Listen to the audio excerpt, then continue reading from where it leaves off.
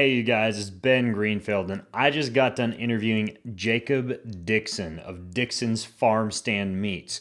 Now, when I walk into a butcher shop or the meat section of my local supermarket, a lot of times I do get confused about natural versus humanely raised, grass-fed versus grain-fed, what a lot of these labels mean, and also the best way to prepare and use the meats that I'm buying.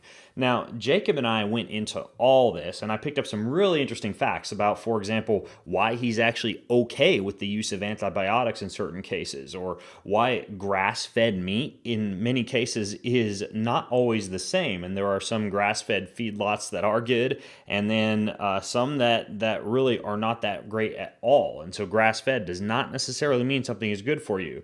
We talked about the words like natural and how that means pretty much nothing.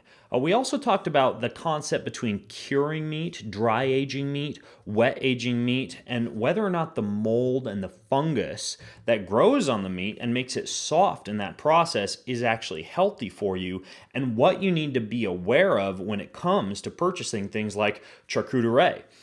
We also talk about how to do some of this stuff yourself. You know, if you're one of those people that wants to cure meat yourself, we talk about a good setup for that, temperature, humidity, and we also went over some really cool book recommendations. He gave all sorts of interesting information on some of his favorite books when it comes to meat and learning some of this DIY stuff, and he finally gave his ultimate steak recipe, which sounds fantastic, and I'm actually going to try this weekend. So this episode is available at bengreenfieldfitness.com/choose your meat. That's bengreenfieldfitness.com/choose your meat. If you're a meat eater, you're going to get a lot out of this one. So I hope you enjoy it, and thanks for watching.